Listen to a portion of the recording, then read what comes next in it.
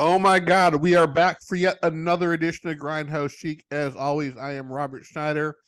This week, Brian Baldwin is once again on special assignment to find the Blu-ray master of Freddy Got Fingered. Hopefully, he'll have some results coming up when he returns. But this week, I'm once again joined by Matt Armstrong. Matt, how has your week been? Good. Been busy. I guess special announcement for everyone. All of our episodes are uploaded and scheduled and should be coming out every day this week, and then Woohoo! getting starting next Sunday, we should be back to uploading every Sunday, I think. Woohoo! Vote Yeah. time. Vote time. Other than that, didn't really give me a ton of time to watch movies, but I had this entire week off and I did not watch as many movies as I planned. yeah. I did comedy almost every week, every night. And then on Thursday, it went from like 40 degrees up to 80 degrees. And when Same. there's a sudden shift of weather like that, I am sick with a migraine. So I was like out for the count. Yeah. I'm kind of feeling that way a little bit today. We've been super cold, and then we got that heat wave you got, and then it's been cold again, and then today it's like 50 again. It's like 50 here, but it's still I was outside earlier today. It's cold as fuck. Yeah. Yeah. But man, I did do some conquering my collection this week. Did you? Yeah, I actually have 2 picks this week. Oh, nice. Yeah. Did you pick up anything this week? I did. I got in some. Where do I have them? I got in some Vinegar Syndrome gems here, and I think you said I might have. I think you said I might never own one of these. Um, I got this one. I didn't even know was a Vinegar Syndrome movie, but Murder on the Emerald Sea. That's a great movie. Fun fact: it was given out free to subscribe. Well, they didn't have subscribers. It was given out free at conventions. That's where I got my copy of it. And I never watched it until a couple months back when I started going through the non-classic erotica 5-year 5 films, and I absolutely love it. Nice. And then I got I think they discontinued this one pretty quick. This Savage Water and Death Where by... did you get that from? So I won these both in a raffle, and I paid $50 total and got both of these. That's not bad at all. Yeah. There were two other ones, two other Arrow box sets that were another choice. And they're each selling for like 150 or two, and I chose these, and the guy was like, "Are you sure you want those two? These box sets are pretty nice. I'd love to get these out of here." And I was like, "No, I've been looking." Which box sets were they? Um, they're the two. What's his name? Sajin. I can't think of his name. Sajin Arrow. God, I cannot spell anything. Sajin Suzuki. I'm not familiar. Yeah. I mean, they both look really nice. They're both out of print, I guess, but yeah, I have never seen this. I've seen Savage Water on like eBay and other for sale postings a lot, but I've never seen this Murder on the Emerald Seas one, so figured I'd grab that. Yeah, it's a good movie. Nice. It's better than Miscongeniality. And once you watch it, you'll figure out why. See, okay. So before we get into our picks, I kind of wanted to talk to you something. So I was talking with a mutual friend of ours last night, and we were talking about how what's the company that just left that put out Santa Claus? TerrorVision. TerrorVision is going to start expanding heavily to do several movies a month now. Mm-hmm. Do you think in comparison to all the other boutique labels, they are picking up what Vinegar Syndrome's mission was previously. um, it could be, yeah. I mean, I know when that deal kind of first happened, I didn't know that. Man, I feel like my face is still too low here. I didn't know that Brad Henderson was going with it. Um, so it does seem like he's on a mission to get all of this stuff that he's always wanted to get on Vinegar Syndrome and couldn't. Um, so yeah, maybe.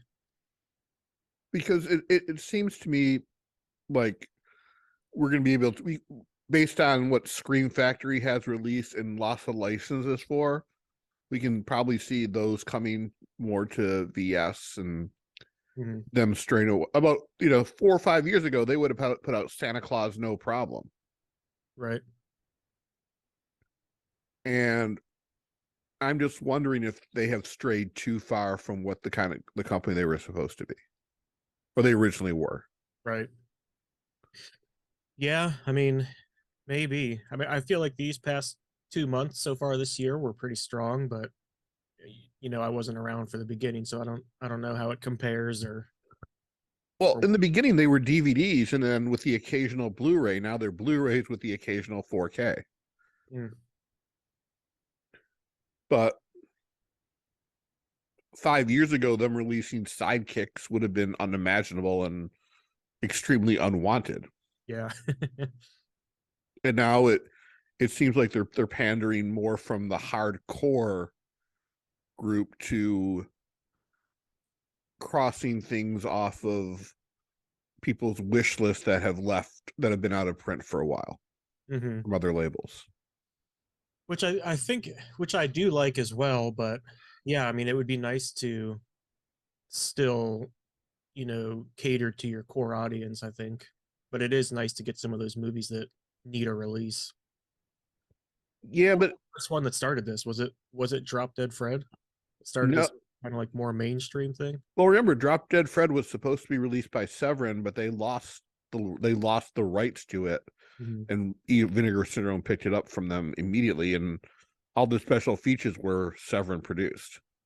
Right, yeah. So no, I think Rad was the one that started this off, and then we slowly moved into the VSUs of Beastmaster, Roadhouse, Hell yeah. Six String Samurai, and Sidekicks. And then we've also got in 4K the Incredible Melting Man, Amityville Horror, From Beyond, and then the Lamp, and several other X-Ray and Schizophrenic or Schizo from all were Shout Factory releases, hmm being upgrades for Vinegar Syndrome. And I don't. Oh, and Texas Chainsaw Massacre too. I don't know if I feel the need to rebuy those movies again and again just because it comes with a fancy slipcover. Right, yeah. Well, I guess one side of it is, and maybe it's, not as helpful since they're usually VSUs, but I mean, maybe it is good that they try and keep them separate like that a little bit, so it's not part of the sub and you're not automatically getting movies that you already have. Um, but it would be nice, I guess, if they just had a completely mainstream sub level that you could get or sub label that you could get if you want, but not pay, $40-50 just for a UHD of it. I don't know, and I'm wondering. Look, I still appreciate this company because I have watched. I watched last night or yesterday afternoon. I did watch Bio Zombie, a movie I've never heard of before, Yeah. and absolutely loved it. Oh, nice. It was it was Scott Pilgrim before Scott Pilgrim Hmm. in the embrace of video game culture, and Shaun of the Dead several years before Shaun of the Dead. Hmm. Sounds interesting. Yeah, and it's the first time I've ever seen zombie eat zombie. Yeah. and it has a pretty nihilistic ending. But no, it was a fun movie. It was stupid. It was gory. And for that's the kind of movie I expect from Vinegar Syndrome more so than From Beyond. Right. Yeah. Why release stuff that other people have released when there are so many films yet to be discovered? And I've talked about this multiple times. Like when you look at the partner labels, they are releasing, some of them are releasing more interesting things in comparison to the main line, because when you have a label like Culture Shock, they are doing what VS used to do, releasing obscure movies. Hmm. Yeah, I agree with that. It does just kind of, I don't know if they're just doing it to bring more people in or what, but I mean, I'll say that I haven't been disappointed with anything yet this year. I haven't either, but I mean, they are bringing people in. Whenever they release a Sidekicks, they release a Rad, release a Roadhouse, that brings more people in. And if you do follow the subreddit of boutique Blu-rays or boutique labels, you see so many people. Just got my first order in from Vinegar Syndrome. Just Yep. got my first order in from Arrow Video. What should I watch first? Yep. Whatever the fuck you want to watch first. Why do you need others to make a pick for you? Looky what I got. Oh, you got it without a slip cover. Good for you. I'll see you a couple months on eBay in one of the groups begging for the slip cover for it. So I guess going back to your original TerraVision statement, is the needle moving a little more towards subscribing to that, or are you still? I haven't ordered anything from them yet. I think the first I'll order the Leanna Quigley workout video, Mm-hmm. and then I'll see it. They were never a label that I bought regularly from. Mm-hmm. A couple things I bought I really liked. A couple things I bought I really disliked. I will And say that now that they're kind of doing their own thing, it does seem like they are going more back to, like obscure 80s stuff rather than before they had like a pretty modern I think it was called Norway, pretty modern like foreign vampire movie and a couple other modern things in there, but everything they've announced so far has all been kind of 80s camp, 80s gore kind of stuff. nothing wrong with that. Yeah. They just didn't grab my attention like Culture Shock did. Mm-hmm. I mean, their first release through Vinegar Syndrome Girlfriend from Hell was a fun movie. Then the American, I think it was called American Dream or American Nightmare. I thought that was fun. Um, Slash Dance, misname, but I know why they did it, was interesting. I can't remember the other ones. Raw Nerve, I thought was really good. We watched one of them on here. Is that Mind, Body, and Soul? Was that from them? That was from them, yeah. Yeah, I thought that one was good. Yeah. You got some nudity in that movie. And Wings Hauser in his coked out glory. But yeah, I don't know. It's going to be interesting to see what they announce on Wednesday as their new releases. Mm-hmm. I hope it's something good. Yeah, if this, I've ordered everything that they've got since they went rogue. I think if this new announcement is good, I might take the plunge. And what is their subscription? $200 for everything? It is well, the way it was before when they were only doing one a month, it was I think 200, and you get, whenever you join, you get the next 12 releases they put Okay. out. I don't know if that'll change at all once they start doing multiple a month. It would suck if you're like, your 12th one only included like one from that month. So I don't know. Now, have any of theirs already sold out? Um, I feel like the first one might have the Santa Claus one. Yeah. I've heard nothing but bad things about that movie. Yeah, I haven't watched it.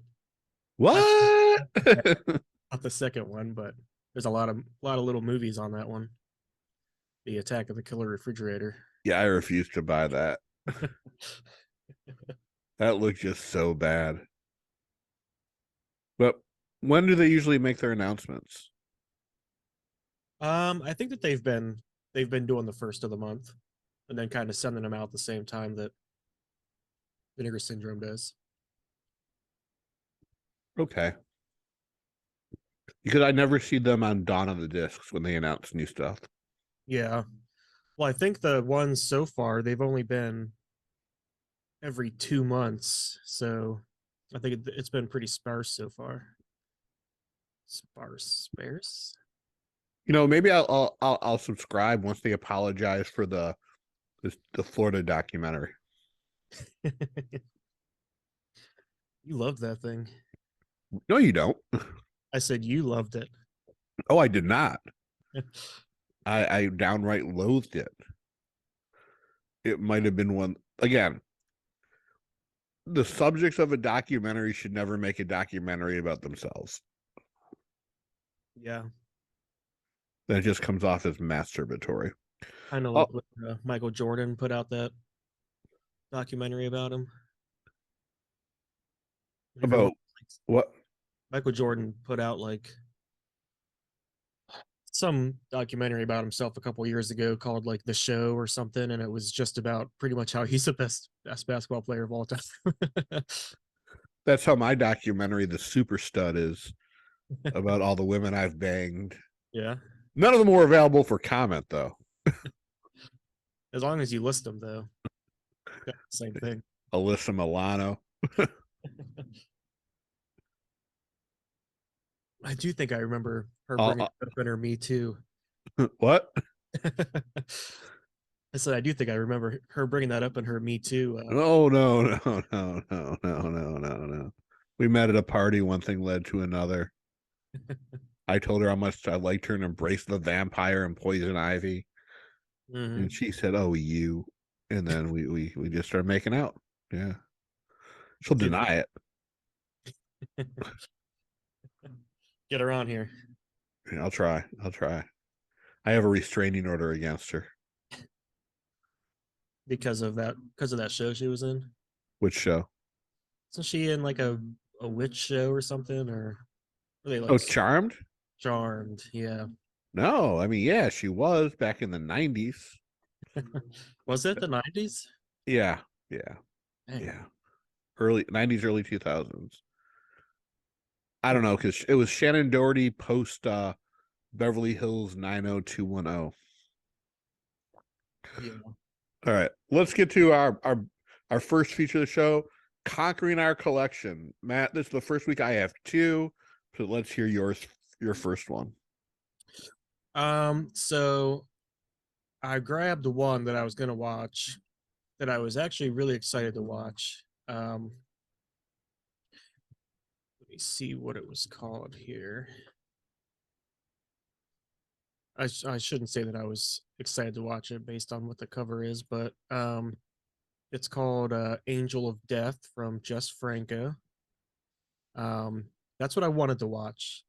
So I grabbed it, and my wife was like, "Hey, I feel like watching a movie." And I was Why didn't you? Oh, so your wife made you not watch it? A Jess Franco movie? She didn't. She didn't say she didn't want to, but I looked at the cover, and it's like Hitler with like a swastika. Yeah, But okay, that's probably for the best. so I was like, okay, I'll pick a different one. So I actually picked a pretty mainstream one that I bought forever ago. Man, maybe like 8 years ago. Okay. I don't remember when it came out. I think 2014. But I decided to finally watch Birdman. It's a good movie.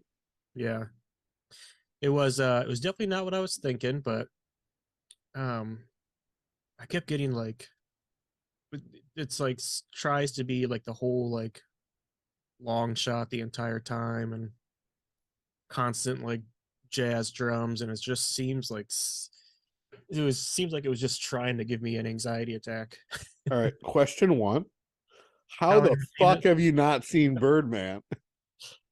Yeah, I don't know. I really like Michael Keaton too, and I just never watched it. I don't know. Okay. Second question. How do you interpret the ending? You know,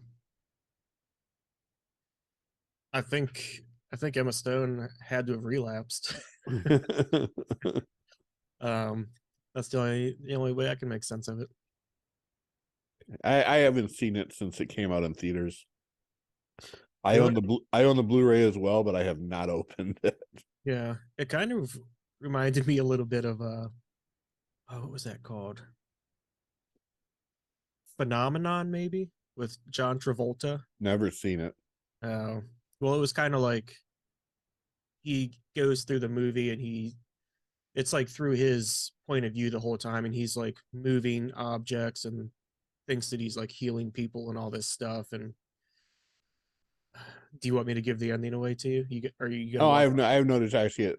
In fact, there's only 6 John Travolta movies you need to see in your entire life. Face Off #1? Easy. Saturday Night Fever, Uh-huh. Look Who's Talking, Look Who's Talking 2, Look Who's Talking Now, Pulp Fiction, and Get Shorty. Yeah, those are all good. Nothing else matters. You could give credence for Grease, but Grease 2 is the better Grease. Yeah, I agree. Um, but at the end, he finds out that he has a brain tumor and was just kind of like imagining that he was doing all this stuff. Um, so it kind of was like reminding me of that in this movie when, Michael Keaton is like doing all this stuff with his mind, and it's really just him kind of like he doesn't have a brain tumor, but just seems like he's just going crazy. Yeah. Now, Delusion grander. what was the play they were making? Um, something like when we when you talk about love. Um, it was a super long name. And Birdman was a character you played on TV or in movies, right? Movies, yeah. Yeah. Something like this is what you say about love when you talk about love, or something like that.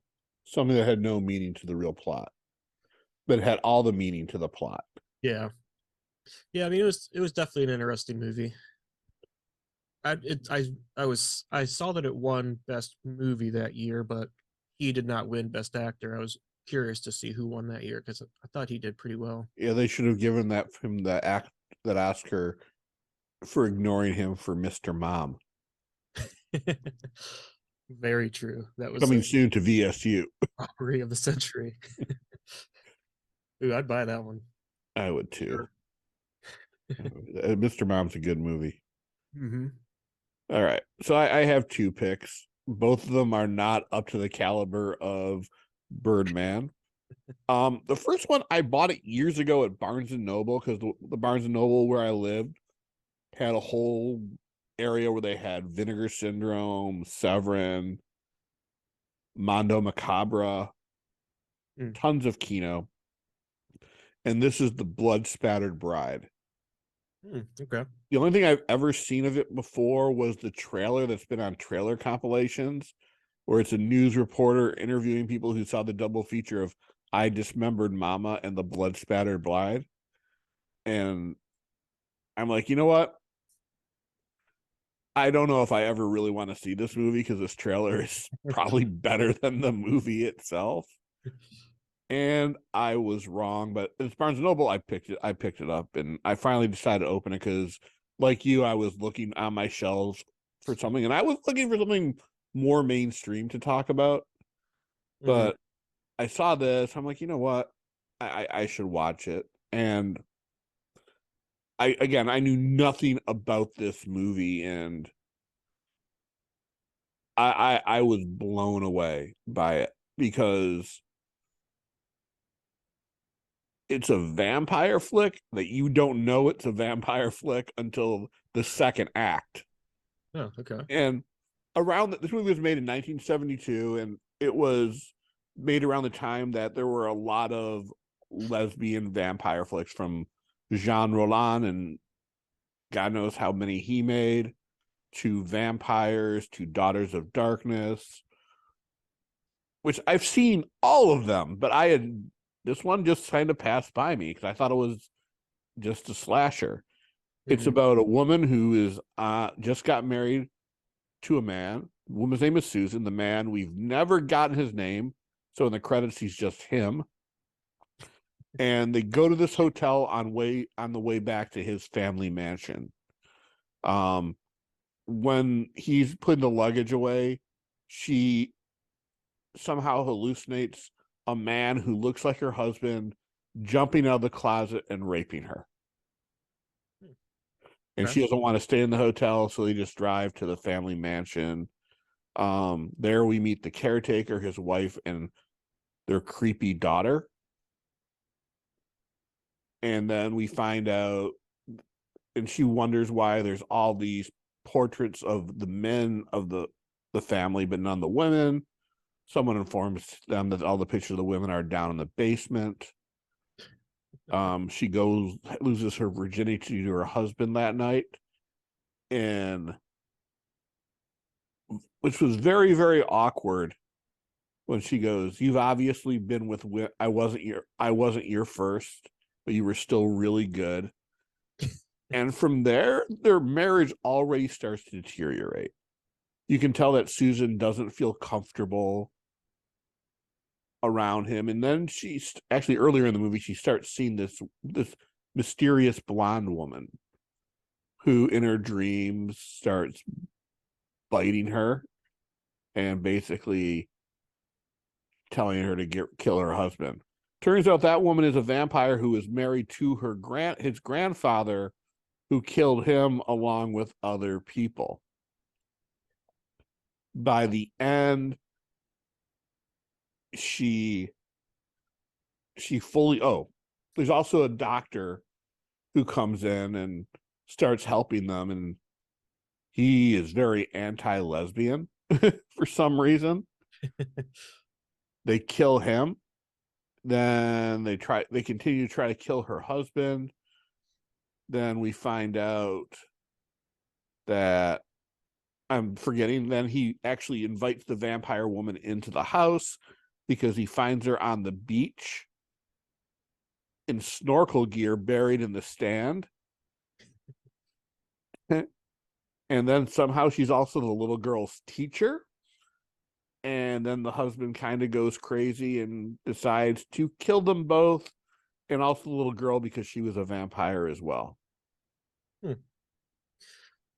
I was going to ask if this was the inspiration for Kill Bill, but it definitely seems like not. Technically, yes, it is, because when they call in the chapter "The Blood Spattered Bride" was taken from this movie. So just a name only. Yeah. Okay. Much like Inglourious Basterds was an in name only remake of the original. Yeah. Even though it had nothing to do with it. But this was a really good movie. It was well paced. I wasn't bored. I did choose the English dub of it, so I didn't want to read subtitles, and it seemed to work. It was pretty brave filmmaking because it's a very pro-feminist message that permeates through it, and I really liked it. And the only thing I wish we got a little more background on was Susan, the wife, who, by the way, is not the blood spattered bride.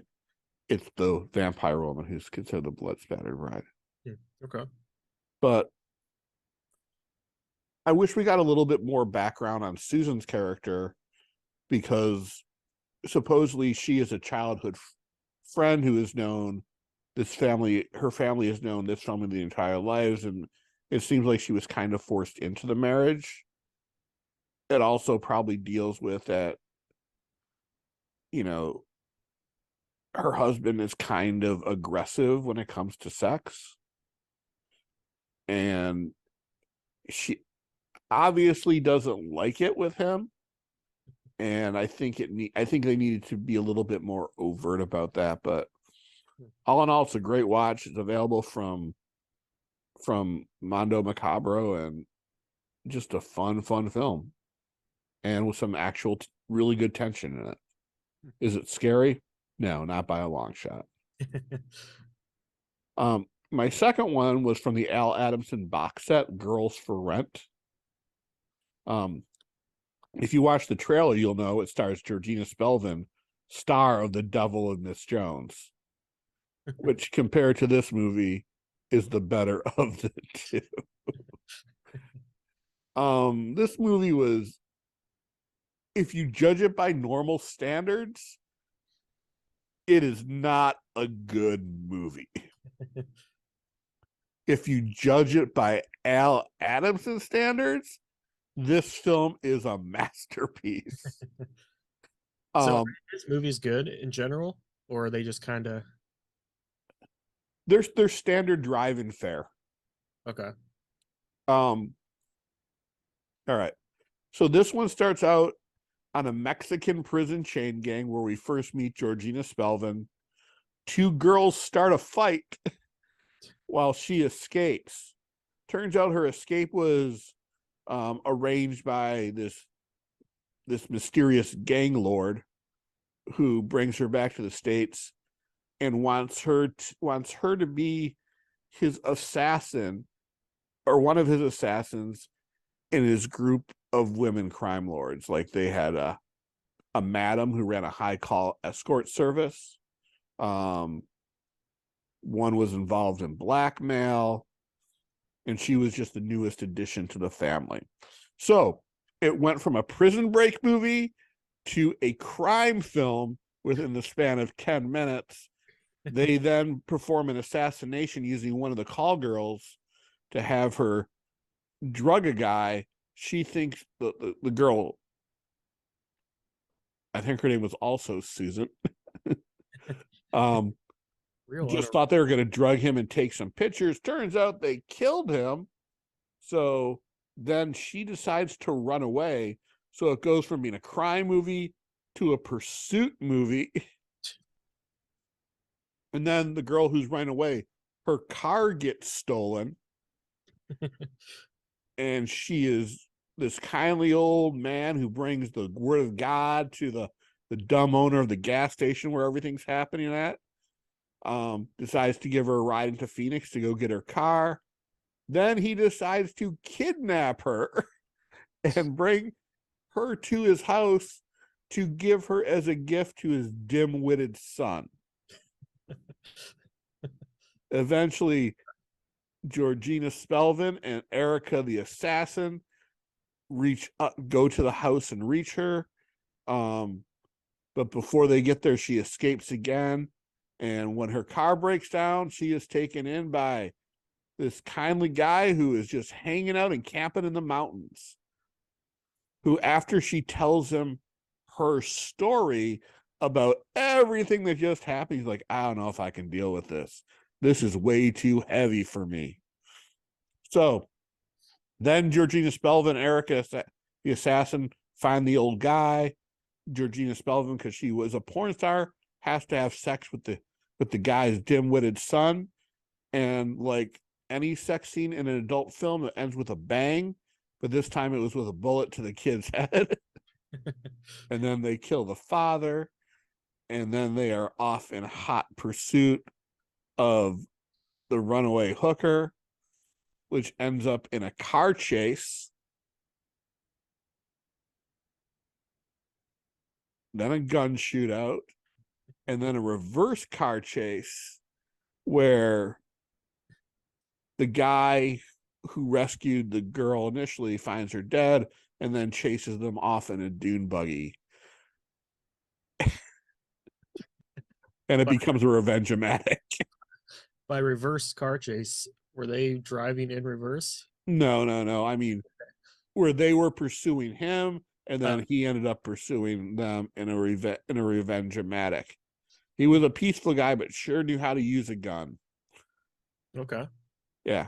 This movie was about 90 minutes, and I think I got whiplash of how often it changed what kind of movie it was. Like, they didn't have a concrete script, but there was so much unnecessary fluff in this movie.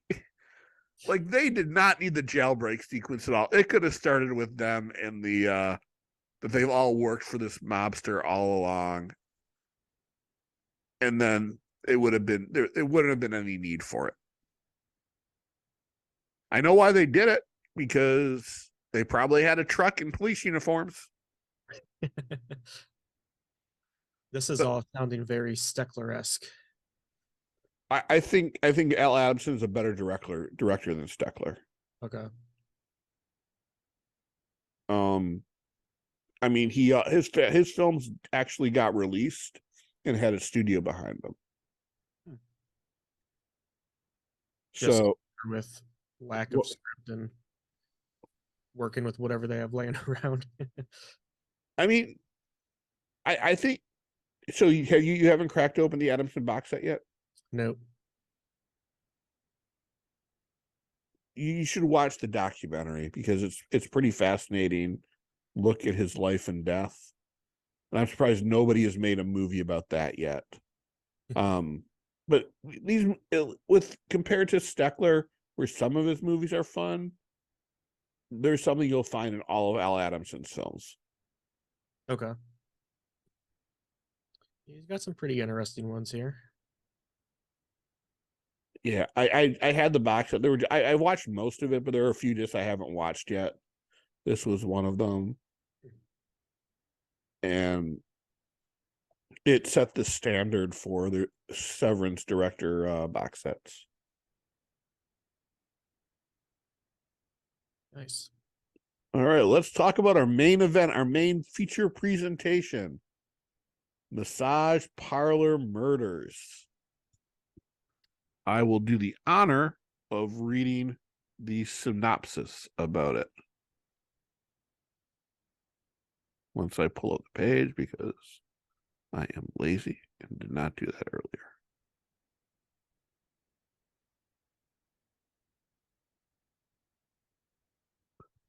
All right, Massage Parlor Murders.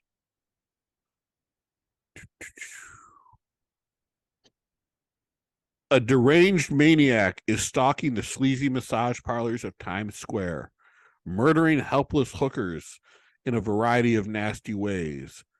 Grizzled Detective Rizzotti and his younger, more romantic-minded partner, Detective O'Mara, are on the case, but keep hitting dead ends and diversions, all while having to fend off the seductive charms of the very massage hostesses they're trying to protect. Will they unmask this demented and bloodthirsty pervert before all the city's prostitutes wind up in body bags? A fever dream of New York lens 70s exploitation cinema, Chester Fox and Alex Stevens' Massage Parlor Murders explodes on the screen with a nonstop orgy of murder, mayhem, gratuitous TNA, grimy Manhattan locales, bizarre plot twists, and even an out of left field and highly ambitious car chase featuring Sandy Peabody, Last House on the Left, Chris Jordan, A Touch of Genie, Anna Gabus, Wham Bam Thank You Spaceman, Ariana Blue, Blood-Sucking Freaks, Brother Theodore, Devil's Express, and award-winning character actor George DeZunda, the Deer Hunter, in one of the earliest on-screen appearances. Massage Parlor Murders was never released on video and long believed lost until Vinegar Syndrome uncovered the original negative. At last, this essential Grindhouse epic makes a leap to 4K, newly restored and looking so crisp, you can almost smell the garbage.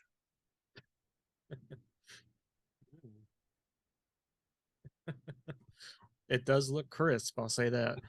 So let's start with a quick synopsis with spoilers of it. We open up in a massage parlor where we meet a attractive masseuse and a nervous guy walk into it, and you think there's going to be a murder right away, but the only thing we get is a disappointment that this guy is too scared to go through with having sex with her. I thought the first sequence was hilarious. Yeah. That guy was super awkward. That was one of the directors, by the way. Oh, was it? Yeah. Yeah. Nice. No, it was a good opening because I think it defied expectations of what this movie is. I mean, you go into a movie like this expecting there to be a murder right away, and what you get is comedy. Yeah. I think it also gave away that this is not a massage parlor because did you see the massage she was giving him? It was. Do you ever watch The Deuce on HBO? The Deuce? The Deuce. Uh-uh. It was a really good show about the early days of the porn industry, starring James Franco. And in either the first or second season, in the first season, started working the mob. He ran a bar for them, and then he ran a string of massage parlors for them. But check it out. It was a way to get the hookers off the street and away from the cops. Nice. I did not know any of that existed until I saw this movie. Under the guise of a massage parlor. And The Deuce. I mean, in Detroit, we've had them. I'm sure we have them here. I just remember seeing busts on the news all the time of the Asian massage parlors. Yeah. Where people went for happy endings or unhappy arrests. Or became the next Cleveland Browns quarterback. Yeah, we got him. What happened with the quarterback? Deshaun Watson, he's got like 30, 30 sexual assault accusations, all from massage masseuses from massage parlors down in Texas. Huh? Cleveland was like, yeah, we'll take him. Can he run? Well, he's actually really good. So, I mean, I guess I'm glad we got him on that aspect. All right. I wouldn't have fired him, but okay. All right, good. That's good. All right. So then we get to our next sequence. Once again, we're in a massage parlor. No. We cut to a cop in bed with a hooker. Mm-hmm. He loves her. You can tell they have more than the client hooker relationship. Mm-hmm. By the way, the hooker in this section was played by the wife of Eric Edwards, who starred also in Touch of Genie, which was an adult film directed by Joe Sarno, and did not have any sex in that movie, though she was nude. After he was done, he left to whistle in Dixie. His cop partner was waiting outside for him, and then she went back in the lineup, and then we got the first murder. This guy comes in the massage parlor, picks her, and then he starts killing her. And I don't know how he wasn't caught when there were only like 3 girls in there and 1 guy. Yeah. Yeah, it kind of completely goes against a line that was later said in the movie, but yeah, I guess that kind of goes for all of the murders. Yeah. All right, then we cut to the cop at home. He's drinking his beer. He's upset that his wife is nagging him. And I think that was a breakfast beer also. in the morning. I think we can figure out these 2 cops are kind of corrupt. Yeah. They'd rather be out having a good time than dealing with cases. Yeah. They're drinking beer, fucking whores. Yep. Basically being 70s misogynistic bastards. Then he gets a call that this hooker was murdered. All the cases were never personal before, but this one was. He goes in there and he vows a mission of vengeance when he sees her body. And look, I'm not really going to go through the rest of the movie. I'm just going to pick out some just other high points. Just pretty much repeat that like 4 times. But I love it when they got a clue to who the murder might be, and the younger cop goes to an orgy that's taking place in the middle of the day in a swimming pool. Yeah, a hotel swimming pool. Well, to be fair, back in New York in those times, there were places like that. There was a famous place called Plato's Retreat. Then there was the bathhouse in the Continental, which later became Plato's Retreat. So those places existed. Yeah. It wasn't a public pool. It wasn't a hotel pool. It was a private sex club located in the basement of a hotel. Um, which leads to maybe the greatest car chase in movie history. He comes out wearing a towel, chases him. Turns out it's not the guy, but it was that whole part was amazing. I think that scene had to have been it has to hold the record for most times a little like B-roll clip was used in a scene. They just kept going back to that same shot of the taxi wheel turning over and over again. um, so you might know there were two directors on this movie. Mhm. I think one of the directors only did that action scene. Yeah. Oh, it was so great though. It's like every time I see it, it's like this thing is so good. This is what makes Massage Parlor Murders is this one scene. I do really love car chase scenes, specifically from the 70s, because the cars are just so gigantic, and it for some reason always just seems like really funny when I'm watching them, like them trying to go around corners, and sometimes when they'll get a little bit of air going over a hill. You would like Mardi Gras Massacre. There's a car chase scene at the climax of it. Ooh, nice. Um, so at this point, the younger cop falls in love with the first dead hooker's roommate. Yep. And Gwen. guess what? Guess what? Guess what? Guess what? What? What? She gets killed. And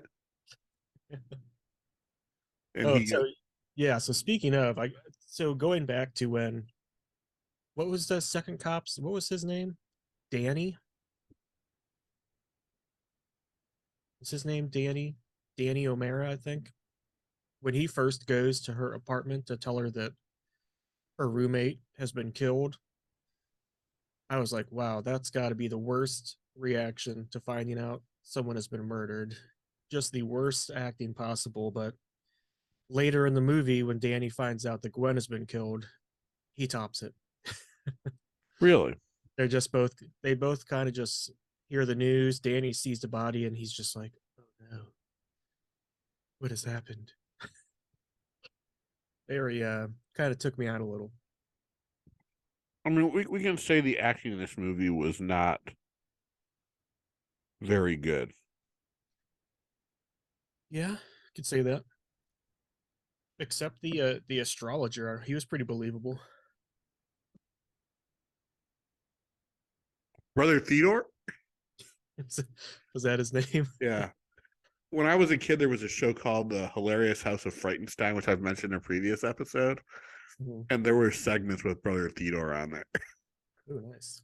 So my mind was warped at a very young age by him. I'm pretty sure they let him improvise his entire scene.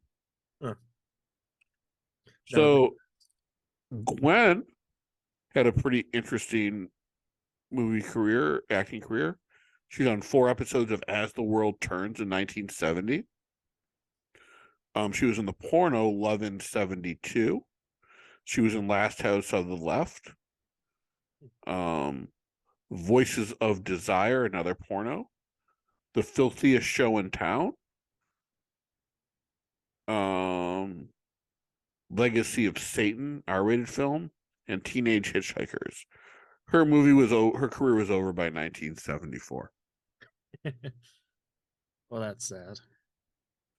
I cannot remember her. And was she the main girl in Last House on the Left? No, she played. I'm looking at it on Letterbox, and it's got her like first build on the movie. She played Mari Collingwood. So yeah, I think she was. Hmm. I I guess need I to, haven't seen that forever, so I guess I wouldn't recognize her. But yeah, I need to rewatch that movie. I keep on planning to, but don't. Hmm. Happens pretty frequently with me. Um, where were we in our chat about this? Uh, Danny finds Gwen dead Yep.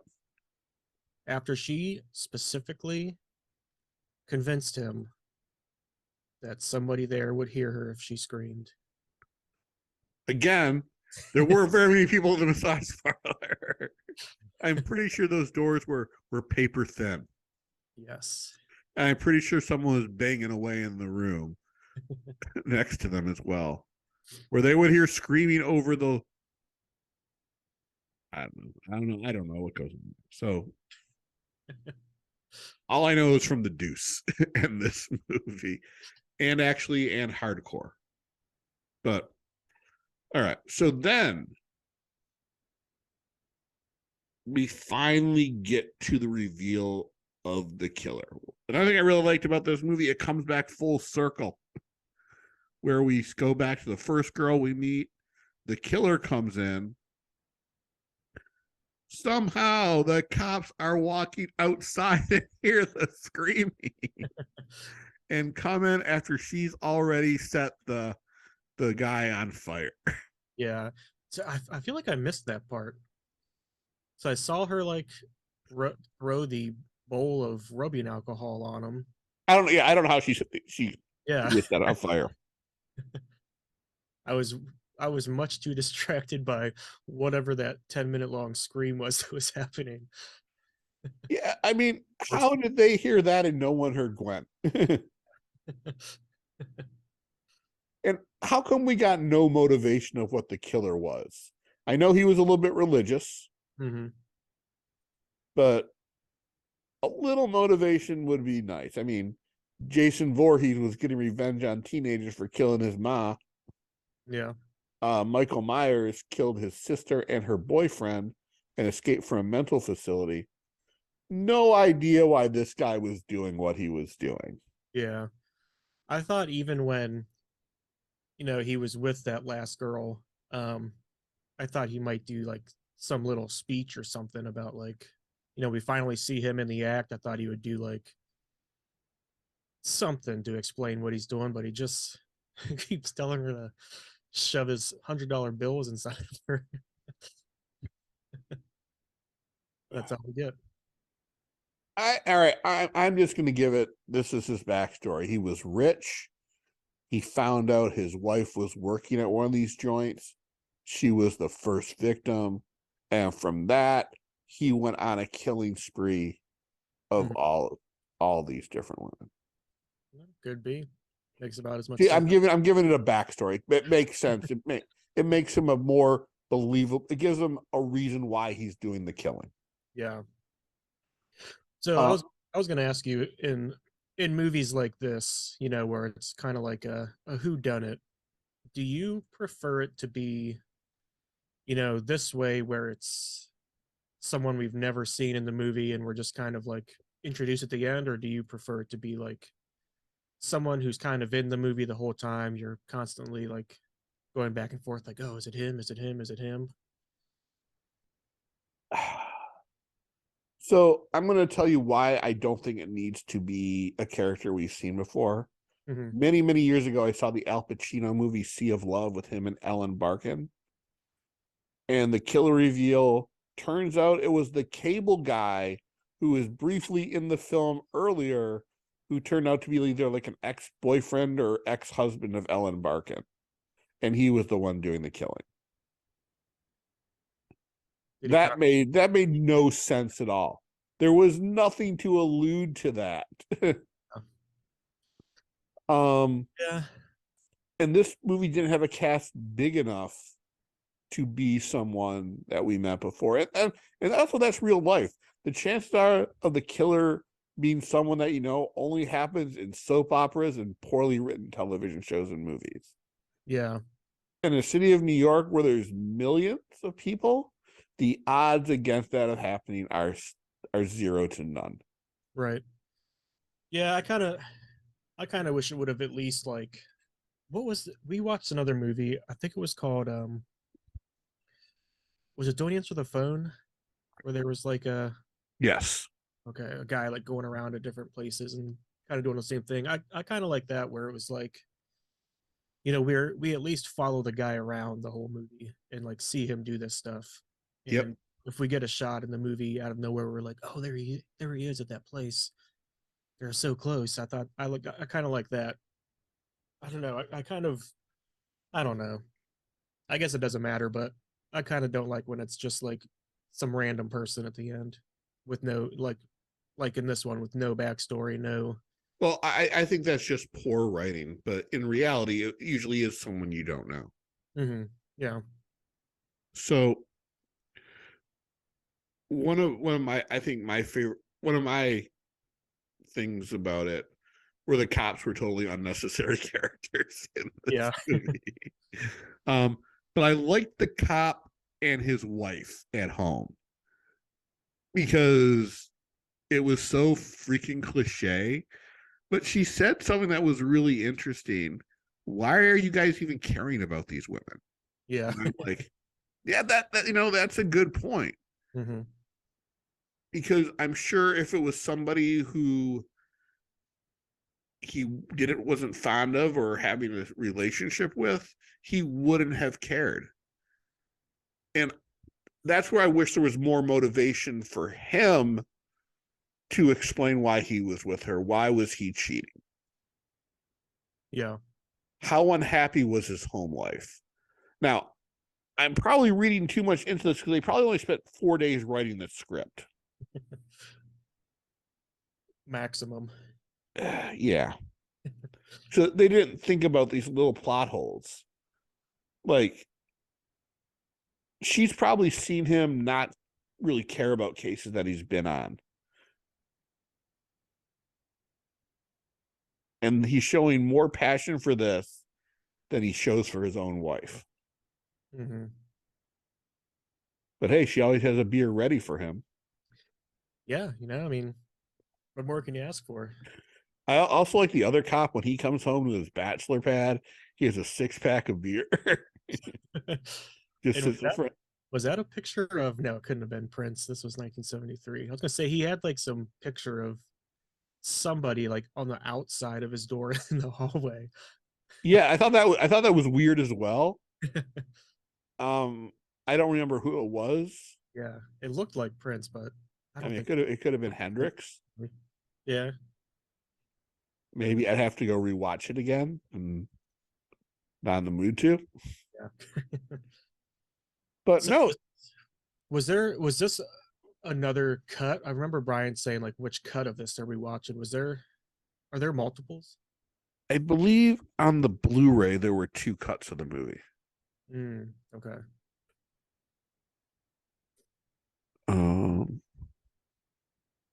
let me go back to the page. Because I saw on the Vinegar Syndrome site for the Blu-ray, it said it was, I think, 81 minutes, and on the 4K, it said like 79 or 80. So it seems like there was at least something cut out. No, no.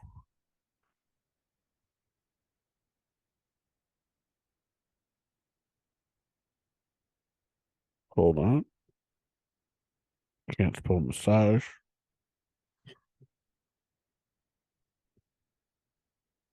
Hmm.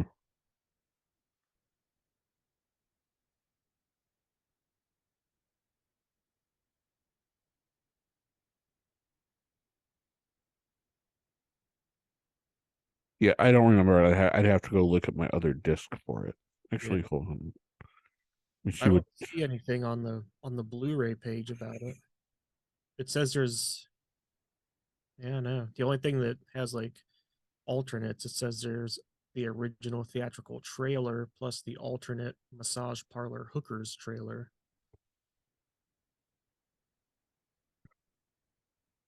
I don't recall this being any different from the one I watched a couple months back.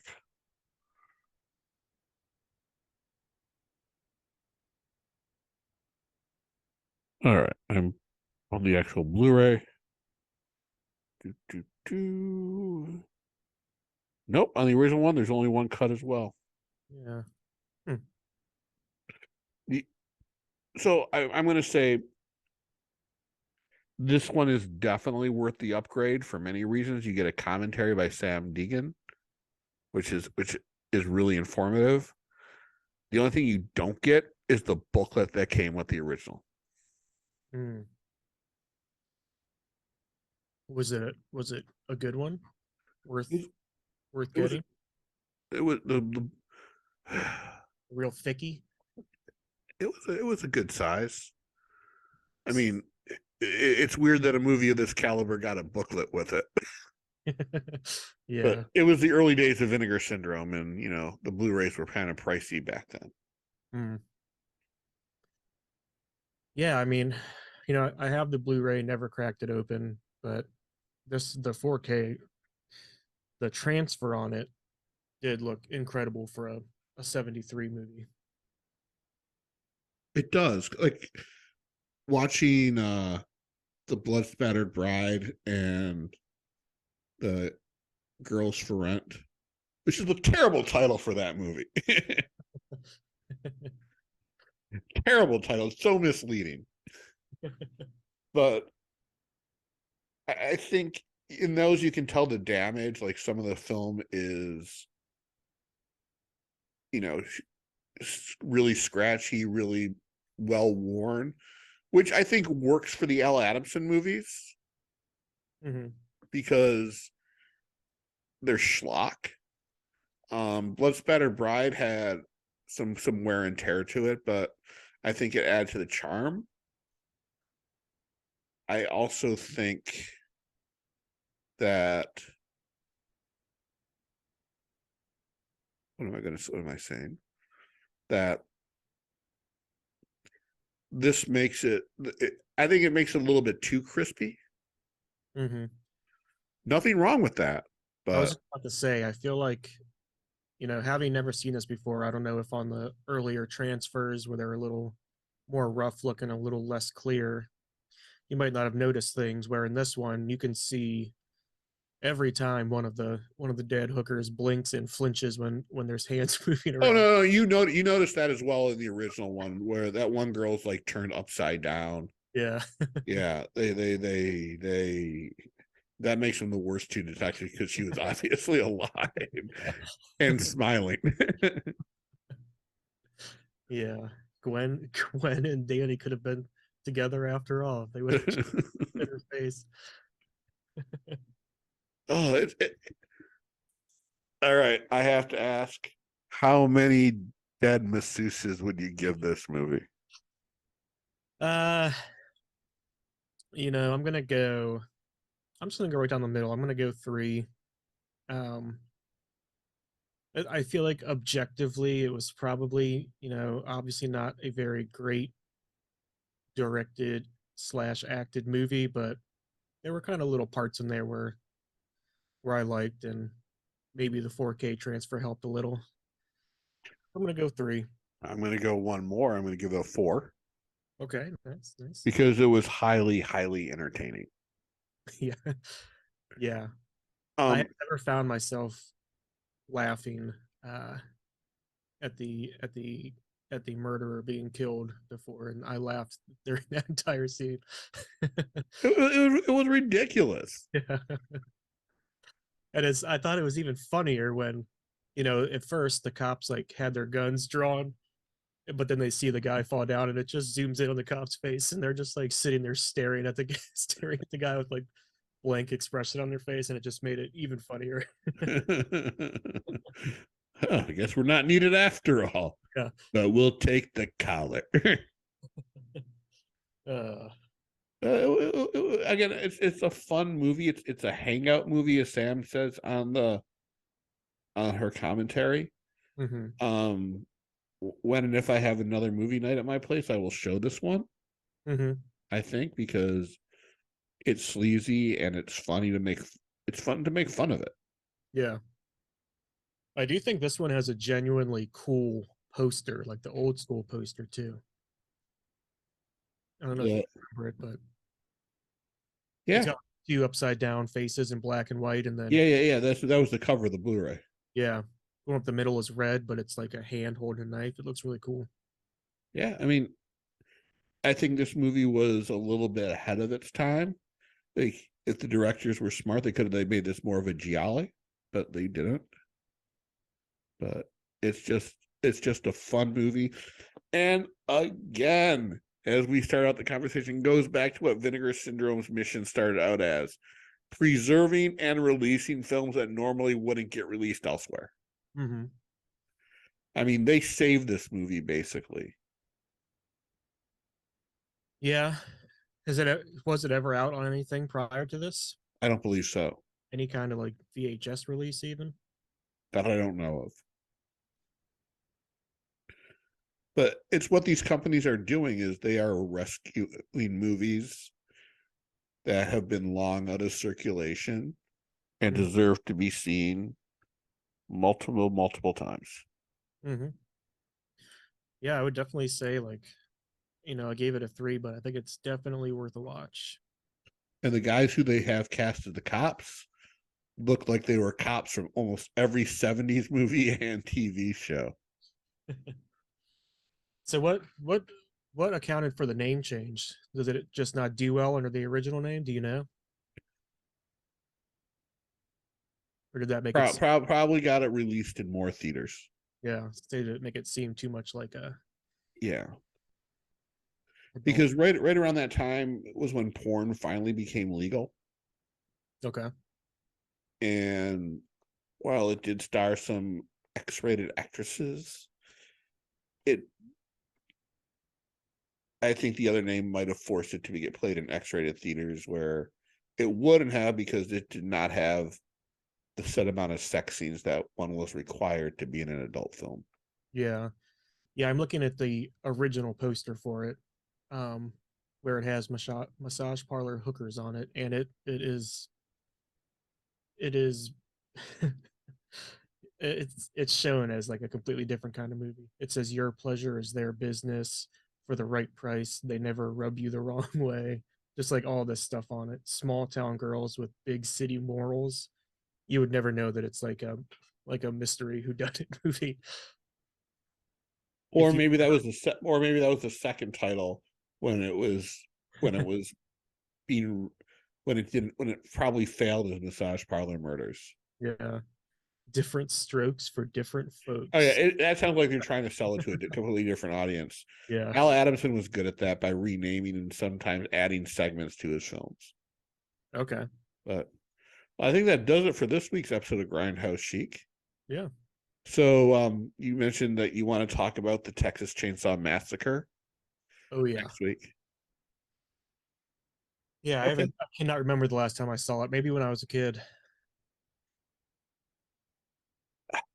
Okay. Well, I'll try to dig up my copy of it somewhere. I have no idea where it is. If not, I know it's on. I want to say it's on Shutter. Okay. Um, if not, I'll get that 4K on my Plex and get that info to you. Well, that sounds good. We'll be back next week. Hopefully, Brian Baldwin will be off special assignment and bring us that 4K restoration of Freddy Got Fingered. I know I said 2K earlier, but you know what? I've upped it to 4K Yeah. because we need that 4K of Freddy Got Fingered or of Encino Man. Ooh, I'll take either of those. There should be a 4K Pauly Shore collection of his classic films: Encino Man, Son-in-Law, Biodome, Mm-hmm. In the Army Now. Uh, Am I forgetting any? um, I think the one I was thinking of is Son-in-Law. Is that the one where he's like dating a lawyer? No, he's saying a fellow student, but they're not really together. She's using him to get back. There's one I'm thinking of where it's either he is somehow a lawyer or he's with the lawyer. There's no way that he's the lawyer. That Hey, buddy. I'm thinking of Jury Duty is what I'm thinking of. Okay, there's lawyers in that. Jury Duty's a fun movie. Yeah. But I tried watching Biodome a couple months ago. I pulled out my Olive Films Blu-ray of it, Mm-hmm. and I'm like, what the fuck was I thinking? How did I used to like this movie? Yeah, we used to get those how movies. how are these two characters breathing? Yeah. Yeah, we used to rent those over and over again from the local library on VHS. Oh man, that's just insane. Yeah. How the times have changed. Pauly Shore. Now I'd be into watching them again. You know, maybe when that 8K collection finally comes out. All right. Well, that does it for this week. Join us next week as we talk about the Texas Chainsaw Massacre and all the derivative films that it were based on this film. Oh yeah. Host of it. We're excited to watch it. Can't wait. I'm just gonna be honest. I like it. I'm not a fan of it. Yeah. Yeah, I just really can't remember enough about it to say either way. I just saw there was a 4K coming out and thought it'd be a good opportunity to revisit it. Yeah, I'm just gonna wait till the second site. I should just pre-order that now for it to be delayed for another 5 months. Yep. Just All don't right. with anything else. I don't, just for that reason. Like if they're all coming out within the same month, Mm-hmm. the Yeah. second site is always delayed. I made that mistake with that Dragons Forever 4K. I was like, oh, these are all coming out in the same month. I'll just get them together. You know, I still haven't cracked that one open. Yeah, same. I haven't cracked open anything that that came with it that I was so upset that I hadn't got yet. I try to crack everything open within a reasonable time frame. I did start watching last weekend or last Monday, Goodbye 20th Century, Mm-hmm. and I couldn't finish it because we had to drive to Hanover, Pennsylvania to do some comedy, and yeah, got pulled over on the way back. I'm a bad boy now. I'm a renegade. Little reckless op. No, I didn't have my headlights on. Uh, I got to remember to do that because last night I forgot to put them on too, and I'm lucky I didn't get pulled over again. yeah, I think it's hard. One of our cars is just like auto headlights, and the other Yeah, one, mine has auto headlights, and I turned that feature off because I hated it. yeah. Yeah. So I'm always like, whenever we switch, I'm like, okay, I got to remember to turn them on this one. All right. We'll talk more about auto headlights next week. Please, if you like the show, hit subscribe, share, comment. We need comments. We need validation. I need validation. Yeah. Let us know what you want us to cover next. What you want us to. Oh, I'm not letting the people decide what we cover next. Oh yeah, I want some funky stuff. No. No. People get to vote in elections. They do not get to tell us. We don't crowdsource. We're not going to be like those guys in the Facebook groups, which I said earlier. My stuff came in. What do you think I should watch first? What do you recommend? Why did you fucking buy them? Just to watch them in any random order. Did you buy them just for the piece of paper that surrounds them? Yes. It makes the movie so good. So much better knowing that I probably paid $20 more for this film because it had a slip cover on it. Mm-hmm. Way better. I'm part of the problem, but I don't go in the aftermarket. Yeah, I did just go on the aftermarket because I think it's. I mean, I'm gonna feel stupid if it's not, but I went on the aftermarket for Attack of the Beast creatures, but I think that it's completely sold out. Can't believe you didn't order that one. I know. I wasn't expecting it to go so fast. Okay, so that one's completely sold out. So I don't feel bad about that one, but It's weird. Some of the partner label stuff is selling out so fast now. mhm. Like the Clue documentary. I did manage to snag that one. I didn't even bother ordering it. Yeah. Yeah, times are changing. Well, the Brett the Hitman Hart one, I think, is sold out. Yep. Oh, one last thing, I guess. Any well, I think it's all but been confirmed, but any guesses on the Vinegar Syndrome banners? No, I haven't figured any of them out. Seem- What are people on the interweb saying? It seems like it's the next it's supposed to be like the Mexican Gothic trilogy, and they're thinking that's going to be the next Cardona box set. Okay. Um, so finally getting that thing that's been promised for months and months now. And I think next month should be, well, I guess it's in 2 days now. We should be getting the last Fun City, the Primetime Panic 2 box set. So I have to order Party Girl from elsewhere. I think so, yeah. All right. I got to get on that one. Yeah. I think this, unless they're going to do them both on here, but I think that's the last one they're doing. I'm really upset they're leaving Vinegar Syndrome. Yeah, they'll add, 5 or 6 more in its place, so they'll still get your cash. No, that actually they won't. I mean,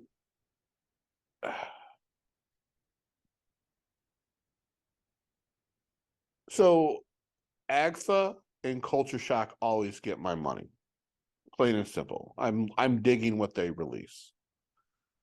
I'm not a fan of Saturn's Core. I don't like wave production film, so no. um Gunpowder and Sky occasionally. Mm-hmm. And then the others I can just take or leave. Actually, if there's ever a Pulse release again, I'll probably buy that. So I know the Canadian one on Ryan's award show, I think that got best new label and something else. There were two of them. You know what? We should have our own award show. We should bring back the old live stream. Yeah, we should have an award show at some point. Yeah. Start planning it now. Get a nice end of the year in. Yeah. We should do that. What would we call our award show? The Sheikies? Ooh. Yes. I think that you had mentioned one last week too. What was that called? It was an award for something, and you said we were going to call that award this thing, and I can't remember what it was. I can't remember. It goes. I'll have to send you last week's episode so you can put it up and this one. But we will talk about that further as the judging panel or the leadership panel of the Sheikies or whatever we call it go and debate the biggest and best releases of the year and label of the year. Sheikies. and David Gregory, if you send me stuff for free, I will definitely make sure Severin is in line for that. Oh yeah. Don't send Matt or Brian anything else. My vote matters more than theirs. Aw. I mean, I am the star of the show. Yeah, but everyone deserves something free. I get Oliver's vote. I'll take free stuff from Deaf Crocodile. Yeah, who are they again? Oh, they put up Solomon King. That was a good release. Yeah, they got some good stuff. The Russian film you refuse to watch. That's right, matey. You know what release I need to watch is Fair Game. Oh, starring Alec Baldwin and Cindy Crawford. The other Fair Game, the Australian one. I've already seen that one. Yeah. Was not a good movie, so I expect it to be a VSU. You know what? Next week on next week's show, I'm going to list my 10 predictions for VSUs that will probably not get released. All right, until, what do you say, Matt? I said I think you might get at least one or two of them right. Yeah, if the Problem Child saga is one of them, yes, I will be okay with that. All right, we will see you guys next week. Have a good one, and don't forget to get subscribed. Hit subscribe. Bye.